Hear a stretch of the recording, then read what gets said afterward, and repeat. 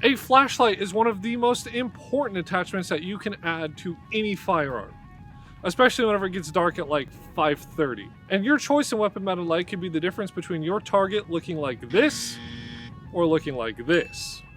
So in tonight's video, we spent the money and we spent a whole night comparing the raw performance of each of these flashlights so that you don't have to waste your time or your money. Let's get into the content.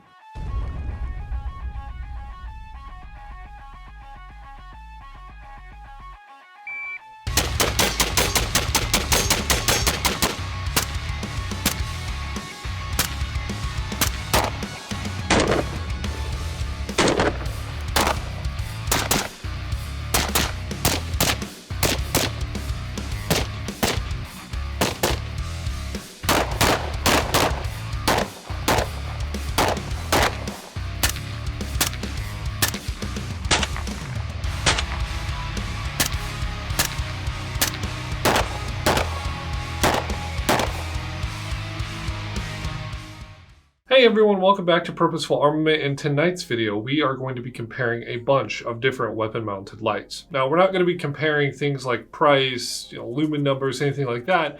We're going to be actually looking at the sheer performance and functionality of the lights at night. And just to let everyone know, a lot of these tests are not going to be shooting tests. With that being said, we are going to have plenty of shooting in this video though to kind of hold you guys over. Without further ado, let's take a look at the lights that we have. So this is the Enforce WML light. Has just a standard pressure switch right here. It's kind of curved for your finger. It has a momentary on-off and then a on-off switch normally. This is actually an Arisaka 600 series scout light. It has a Modlite dual fuel head, and it is running a UE07 pressure switch. It's also running on 123As. This is a Streamlight TLR7A, also running on one CR123A, and it has a momentary on-off and an on-off switch. This is a Streamlight HLX ProTech. It's using CR123A batteries, and it's using the Streamlight ProTech dual action switch. This is a Modlite PLHV2 using 18650 batteries with a Surefire tail cap and a Surefire SR07 dual action switch. This is a Modlite OKW 18650 batteries, Surefire tail cap and Surefire SR07 dual action switch. This is also a Modlite OKW with 18650 batteries, but this is using the Z68 clicky tail cap. This is a Surefire X300 Turbo using CR123 batteries, and this is a Surefire X300 Ultra running CR123A batteries. Standard tail caps on those. So the distance test is going to be something kind of interesting. I'm not going to be talking about how well these lights pick up targets downrange. I'm going to be more focusing on things like the throw, the flood, the overall brightness of the light, and how it interacts with the environment downrange. I think that this is important, but at a certain point, past 50 yards, there's not really any noticeable difference, at least not enough to actually pick up on camera, and in person it's very, very minimal. We'll show all of the lights and how they interact with the environment at 25 yards. We'll note the throw, we'll note flood, we'll note overall brightness. We'll go back to 50 and do the exact same thing, and then we'll get into our next series of tests. All right, this is the TLR7A from Streamlight. We're gonna see what it looks like at 25 yards. So as you can see with the TLR7A, there's no discernible throw in the center. It's just all flood. In most cases, this is gonna be on some sort of concealed carry piece. And at these distances, 25 yards, this is totally usable. This is the TLR7A at 50 yards.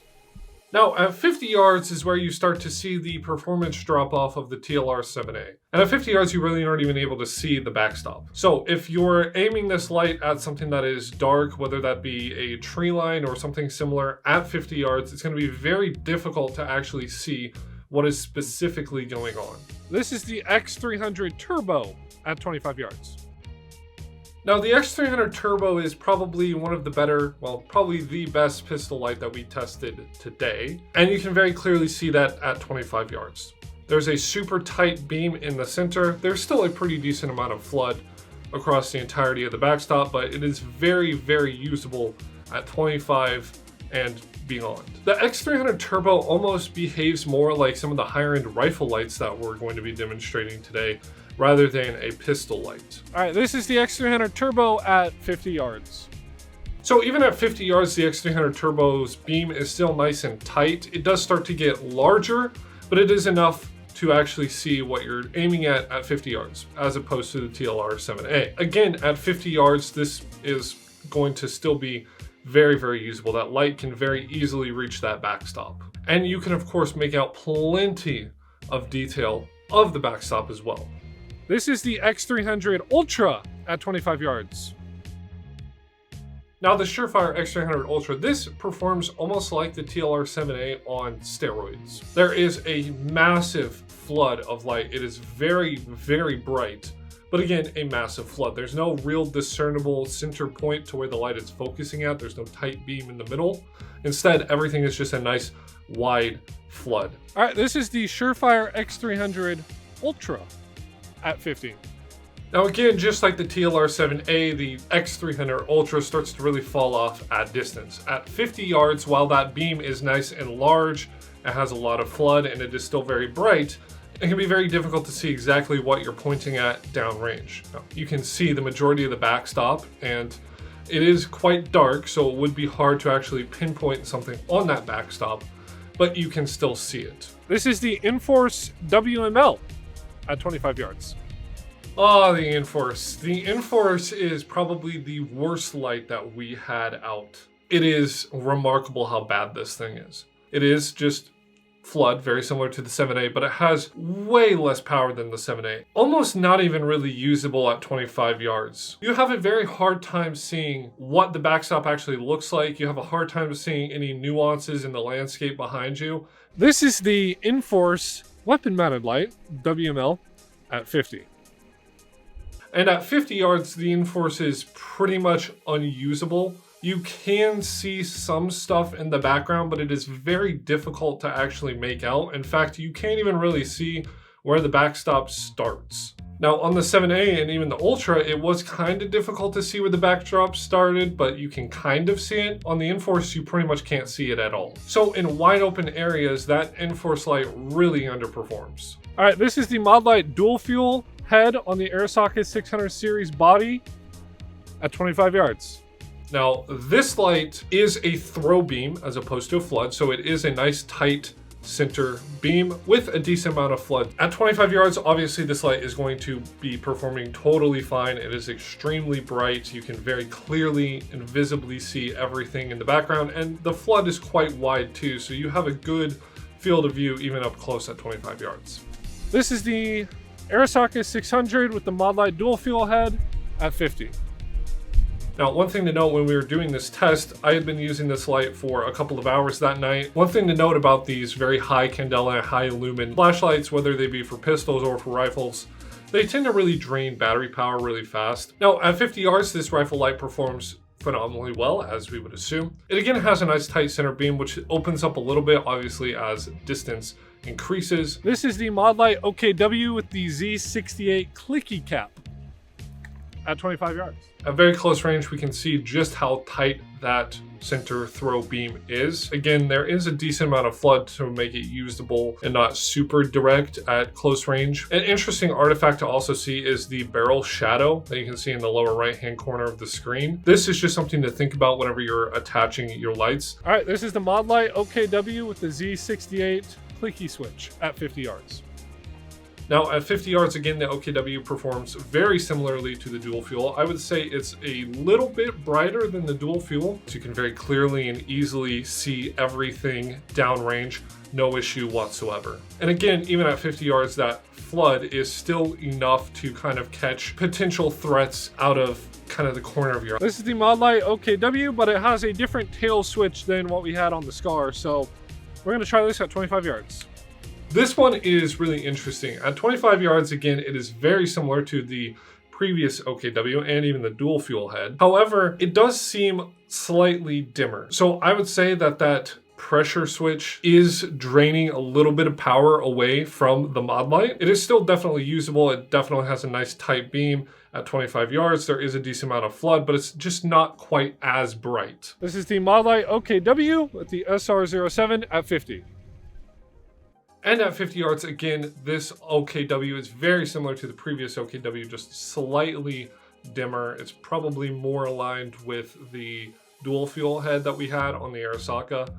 But at 50 yards, you still get a nice tight beam. It is taking up the majority of the height of the backstop, 10, 12 feet-ish. And again, another thing to note is that that suppressor shadow is again cutting off a lot of the flood on the left side of the light. This is the Modlite PLH V2 with the same switch as the OKW we just did. So we are at 25 yards. This is a distance test. At 25 yards, we can see that there is still sort of a tight central beam. It is noticeable. However, it is larger than the OKW and even the dual fuel. It seems to be more of a flood oriented light. This is the PLH V2 from Modlite with the Surefire SR07 tail switch at 50. And at 50 yards, again, very similar to like the dual fuel with maybe just a little bit wider of a beam. The flood is going to be more noticeable and it's going to be brighter. It almost seems to be kind of between a throw and a flood head. There's still enough throw for it to be able to go far distances, but there is still quite a bit of flood. This is the Streamlight ProTac HLX at 25 yards. This is the 1000 lumen model, and it is extremely bright. Now it is more of a flood light, as we can see very clearly on screen. As you can see, the backstop is completely illuminated. Most of the barricades and targets are completely illuminated. You can see plenty of room in front of you, plenty of ground in front of you. This is the HLX Streamlight at 50. And the HLX at 50 was actually very surprising as well. It isn't a tight beam like the Modlite OKW dual fuel or even the PLH. You can see pretty much all of the ground in front of you up to the backstop, and you can see a very wide image of the entirety of the range as well. If you're using your weapon mounted light at night, chances are there is some tomfoolery happening, and not everyone is participating in that tomfoolery the same way. So you need to make sure that whatever is in your beam of light downrange is a threat or a target. So for this, we're going to be doing a positive identification test to see how well you can accurately identify a threat. We're going to be conducting this test at 25 yards, 50 yards, and 100 yards. We are going to have Brandon go downrange and do a series of different movements. He's going to draw his pistol. He's going to reholster it. He's going to be putting his hands up. He's going to be kind of moving around. We're going to see how well we can identify him. Now, just a quick disclaimer for everyone. All of our weapons are disassembled and we are pretty much just using the lights. So the TLR-7A, obviously at 25 yards, looks pretty good, which we can very clearly see him reaching for his gun, grabbing it, drawing it, presenting it, firing it, and reholstering it. Now we were going to test the 7A out at 50 yards as well, and you might be curious where that clip is at. Somehow a little stem of a leaf got caught in the battery compartment, and whenever I put the battery back in, screwed on the head, the light wouldn't come on. It is actually kind of difficult to diagnose things in the dark. So to extrapolate what happened with the distance test with the 7A, we can safely assume that positive identification will be possible at 50 yards with the TLR-7A. However, it is very much reaching the edge of its capabilities at 50 yards. Now with the X300 Turbo, of course, again, we would expect it to be plenty bright at 25 yards. We can very clearly see that. We can see Brandon even more clearly than we could with the 7A with that very direct beam, and we can clearly see him do different hand motions, draw his pistol, reholster it. But again, a big major thing to note is how bright that beam is at 25 yards. It is blinding. Now, again, at 50 yards, we would expect the Turbo to also do very well, and it does. We can very clearly positive identify Brandon. We can see him do different hand motions, different movements. We can see him draw his pistol very clearly, aim his pistol very clearly, and reholster his pistol very clearly. And if you really want to know how the X300 Turbo shines, look at 100 yards. This is a pistol light, mind you. And at 100 yards, Brandon is very easily positively identified. I can clearly see all of his hand movements. I can see all of his gestures. I can see him draw his pistol. I can see him aim it.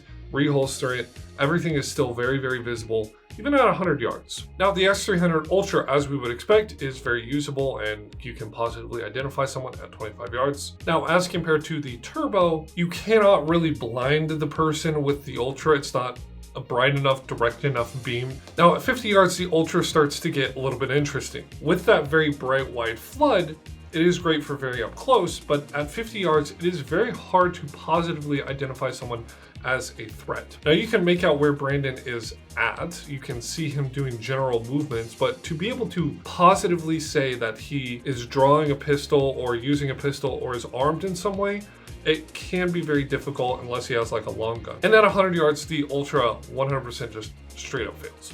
You cannot see out to 100 yards with the Ultra. I can't even really detect that there is someone moving down there or walking down there. Can't see at all. Now, the Enforced Weapon Mounted Light.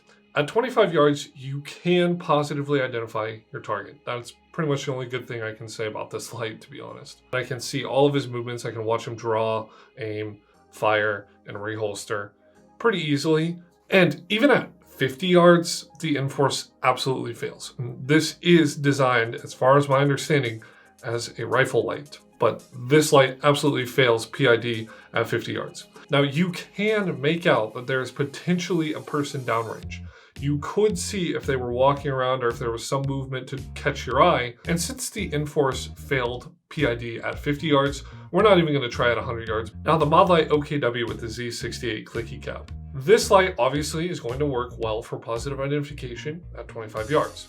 And as you're seeing on screen, it is blinding and overwhelming to the person at 25 yards. Incredibly, incredibly bright. You can very clearly see every single movement that Brandon is making, from drawing to aiming to shooting to reholstering. And at 50 yards, again, as we would hope for a rifle light, you can very clearly and very easily see your intended target. And again, you can really see how wide that throw beam is whenever it's compared to a person standing downrange. So obviously this light will pass at 50 yards. And at 100 yards, like we would hope for a rifle light, you can very clearly and very easily see Brandon downrange. The beam is very, very direct, although it has expanded quite a bit, and you can tell that by the space on either side of Brandon. So barring any issues that you might have with your eyes and your ability to see what someone is doing at 100 yards normally, this light 100% passes PID at 100 yards. Now, the Modlite dual fuel head on the Arasaka 600. This light you're going to notice is blinking because it is running out of battery, but don't worry, we switched batteries out very soon. You are seeing the full power of the light, and like the OKW at 25 yards, this light is blinding.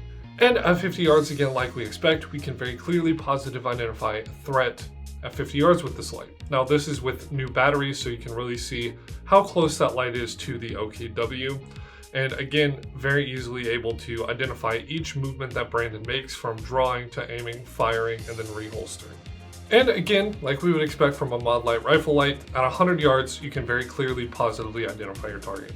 It might not be quite as bright as the OKW, they are very, very close, but it is plenty to be able to positively identify someone at 100 yards. Now, the Modlite OKW with the SR07 tail switch. Obviously, again, at 25 yards, we can very easily positively identify our target. On top of that, the light is still very bright enough to blind the subject downrange. Now, again, you are also seeing that suppressor shadow on the left side of your screen, which can cause some issues while you're actually aiming at someone, because it is blocking a decent amount of the light. Now, at 50 yards, again, the OKW very easily passes. That suppressor shadow starts to become less relevant as you go out to distance and that beam expands. It's not bright enough that it's going to blind him or anything, but again, very easy to tell what he's doing downrange at 50 yards. Now, this OKW was a little bit different because at 100 yards, it still passes PID. We can still very clearly see that someone is downrange and they're doing different things. It really wasn't quite enough to see specifically what he was doing. I could identify that he grabbed something on his waist and then pulled it out and aimed it. Now, the PLHV2 at 25 yards, again, is obviously going to positively identify a target. This light is still bright enough that it is blinding our subject at 25 yards. And at 50 yards with the PLH, we have a very similar story. We can again very clearly see our subject downrange. He's very well illuminated and we can identify each one of his movements. So I would say the PLH V2 passes positive identification at 50 yards. Now at 100 yards is where the PLH V2 starts to falter a little bit. You can see that there is someone downrange doing something, but it is not enough to positively identify them as a potential threat. So you can really only just faintly see the subject. Again, if they're walking or if they're moving around, you can very easily identify that there is someone down there. And even if they're standing still, you can identify there is someone down there. But can you positively identify that they have a gun or they have a pistol or what have you? Probably not. Now, obviously, the Streamlight HLX at 25 yards is going to be able to positively identify our subject. The light beam is nice, wide, and bright, but not quite bright enough to actually blind Brandon. Now, at 50 yards, again, the HLX is able to positively identify our target downrange. You can see Brandon very clearly. You can see the movements he's making. One thing to note about the OKW and even the dual fuel heads for Modlite, because of how tight that beam is, you can really actually see the glistening kind of shine of the revolver. Now, similarly to the PLH V2, the HLX starts to kind of falter at 100 yards also. It is possible to see that someone is downrange and you can see some general movements, but any small movements are going to be very, very difficult to identify. You can't really tell that they're reaching for a gun or that they're even grabbing a gun or even really aiming a gun. You can identify the person, but you can't identify if they're a threat with the HLX at 100 yards. Our final test is going to be running some of these lights through our shoot house. Now, we realize that not all of these lights are designed for distance, so in the effort to be as fair as possible, we're going to see how they perform in an enclosed environment. Now, whenever you're in an enclosed environment, the specific brand of light that you have doesn't really matter. What matters much more is the throw versus the flood beam. So we're going to run through the shoot house and demonstrate each of these different beams, and we'll give some of our thoughts and opinions as we go through it. Starting in the hallway, you can tell there's not really a huge difference between these two lights. The Modlite with the throw head seems to look a little bit dimmer than the HLX, although it isn't, it's just a more concentrated beam. The HLX, again, being that flood beam, means that it is going to illuminate a lot more of the walls and sort of surrounding area in the hallway. Now, as we start to move through the rest of the rooms in this shoot house, there is very, very minimal difference between the light output of the HLX and the Modlite. But you can tell in the enclosed area that flood does have a much wider range as opposed to throw, but by no means is the throw head going to be ineffective. So there's not really a huge difference between throw and flood inside of an enclosed room. Now, the X300 Turbo and the X300 Ultra. These two lights perform very similarly to their rifle counterparts, so I'm not going to show a ton of footage of them, but I just wanted you guys to at least see what it looks like going through a shoot house with these two different lights. Again, Ultra is the flood and the Turbo is the throw. It is very impressive how well these two small lights actually perform within enclosed areas. And we're also showing you something very interesting, this small hole inside of the wall. Say for instance, that hole is on the other side of a hallway. Now, if you're using a flood beam, you probably aren't really going to be able to tell if someone is walking past that hole in the wall. However, if you're using a throw beam, you can direct that light through that hole and very easily be able to see someone on the other side. In my opinion, there's really no reason to not use a throw head whenever inside of an enclosed area. We can see both with the Modlite and the Turbo as compared to the HLX and the Ultra, the beams aren't that much different than each other. So what are the takeaways from this video? Well, number one, we want you to see that there are some clear outliers in terms of light performance. The X300 Turbo, Modlite OKW, Arasaka 600 with a Modlite dual fuel head, and Modlite PLH V2 are all fantastic lights. We also really wanted to demonstrate the difference between flood and throw. Throw heads can get out to those longer ranges, those greater distances, and still be effective at positively identifying your target. Just the same, throw heads also work very well in enclosed areas, whereas floodlights really only work super well in enclosed areas. I understand that a lot of people don't have the ability to go out to a range at night and practice night shooting. That's why I really wanted to make this video, to show everyone how these lights actually look whenever you're out there at night. At the end of the day, it's going to come down to you. What performance are you looking for? how do you want things to look if you ever have to use this light at night. Now, it doesn't matter what you choose, whether it's a light from this list that we had out today or some other flashlight, if you don't actually train. So make sure you are training, use this information to your advantage, and remember, stay armed.